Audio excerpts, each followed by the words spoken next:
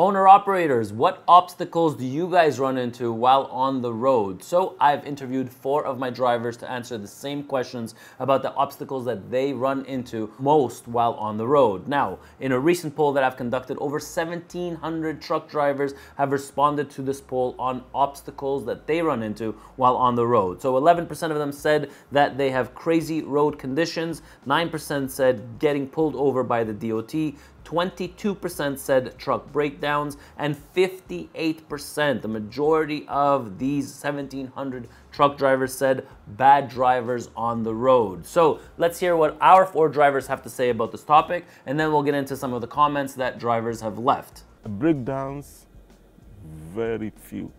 It's normal. Bad drivers, some are, they are just like that. But try to avoid road rage because it doesn't benefit anybody. Then the obstacles, where I was somewhere in South Carolina in the night, bad weather, everything. I came across a tree on the road, right on the road. And where the road was even a narrow road, I couldn't do anything. Then I tried to call. There was no service, though I didn't even try 911. I had to get down and try to shift it. That was tough. Then the weather conditions are new to everybody.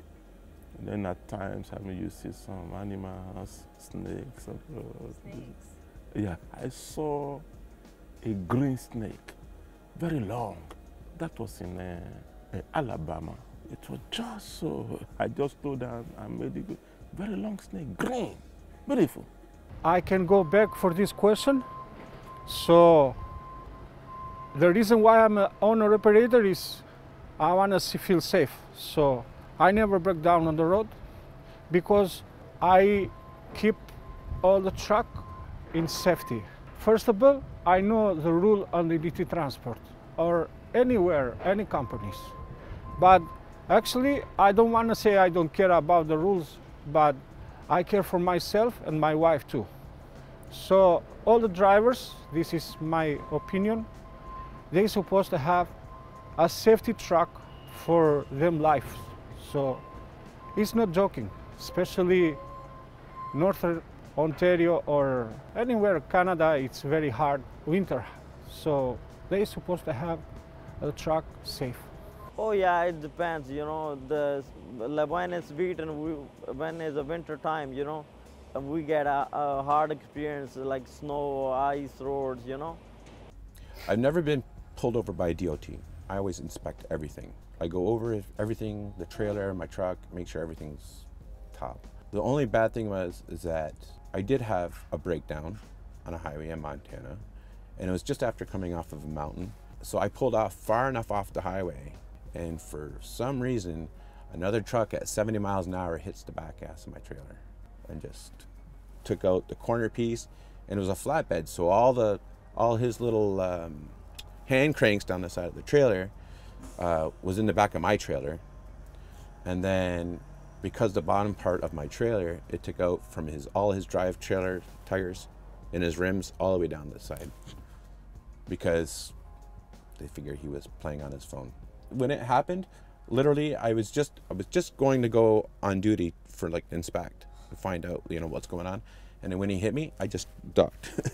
I didn't even see it. I looked around, all I seen was just debris and dust and steel flying past my truck. I'm like, that's my truck. So guys, then, there are some places where I went to do delivery. I saw dead snakes. So guys, be careful. Maybe they are not poisonous, or I don't know.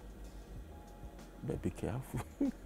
So thank you so much to our 4 drivers that took part in these interviews. As time goes by, there are more and more truck drivers that want to take part in our channel. So what better way than to allow them and let us interview you guys out there. So if you are interested in being a part of our channel, and if you'd like for us to interview you on various topics, feel free to reach out to me at sponsorship@ettransport.ca. Now let's get into some of these comments that people left about this topic. Some more answers that came up that were not on the list is bad drivers destroying everything. Drone Trucker said, these damn cell phones, man, people just don't pay attention. So I have definitely a story about this one. So cell phones and truck drivers today, cell phones are your biggest distractions out there. I mean, how many times are you driving? I know this because when I'm working, I get notifications on my feeds all the time. Now that cell phone that's there, I mean, you get a notification, whether you want to or you don't want to, your eyes are pulling to the right. Now these are distractions.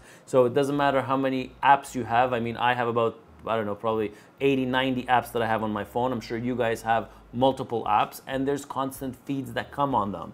Whether it's your logbook feed, whether it's the emails, the text messages, the phone calls that are coming in, these are constant distractions. And I've noticed a huge uptick in drivers being sentenced for distractive driving. And I'm seeing more and more of sentencing happening of truck drivers for distractive driving. Now that cell phone is a huge one, probably should have been a part of that poll, but yes, it is, and there's a lot of comments on the cell phone. Next comment. Brett, so many distractive drivers, cars and trucks too, very dangerous. So yes, it's not just truck drivers that are being distracted, there is a ton of drivers. Texting and driving is probably by far the most common ticket and violations that cars are getting. I don't know about you, but when I'm at a red light, if I just look to the right, look to the left, anywhere I look, there's always everybody's on their cell phones texting and driving.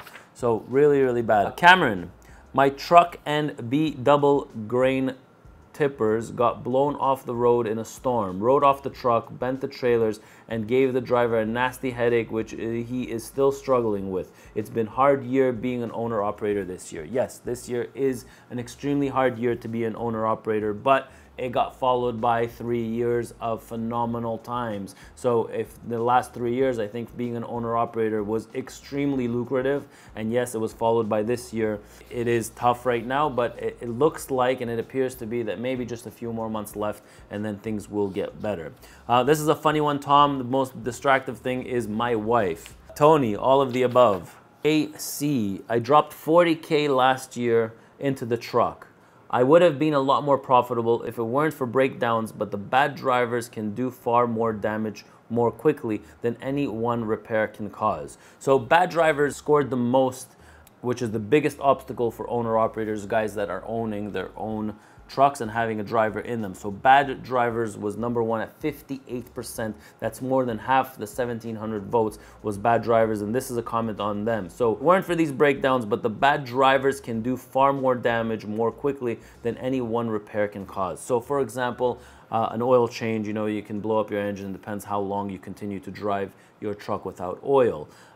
So driver negligence. So if you don't do something about a problem, it can create a much bigger problem if you let it go. So that's what he means by truck drivers can cause more damage to your truck than anything else. Because if the driver does not tell you that there's something wrong with the truck, then guess what? You know, 5, 6, 7,000 miles later, then that problem just became a lot bigger than it was. Too much charging fees at the shops. This is 100% right and is a huge obstacle for owner-operators. The shop rates are through the roof right now. I see $160, $170, $180 in the US per hour for labor rates. These rates are outrageous. I mean, just literally 4 or 5 years ago, shop rates were like 105, 110. What happened to those days, and why did it get so expensive? I know that mechanics pay salaries did not go up from $100,000 to $300,000. So what in the world is going on, and why are these shop rates in the US so expensive? Yes, there's a problem with labor all over the place. Finding good people is nearly impossible to find. I hear that. It just doesn't justify the $180, $175 labor rates per hour. Here in Canada, I know that the labor rates also went up for shops, probably from around $120. I think right now they're sitting between $140 or $160 Canadian per hour for shop rates. But yes, all over the board, shop rates is a huge obstacle for all owner-operators out there. So a big thank you for those 1,700 truck drivers that took a part of this poll. I really appreciate it. And for our drivers, our 4 drivers here at ET Transport, Sport. Thank you so much for being a part of these interviews. A lot of drivers out there want to hear what other drivers have to say, so be a part of this channel. I will be doing more and more of these interview style videos because I feel like there are multiple topics that we can talk about, that we can share our knowledge, that we can hear other drivers with their comments, their concerns on certain topics. If you want me to talk about a certain topic, feel free to leave it in the comment down below. I'm Ronen, R-O-N-E-N, and I'll catch you in my next video.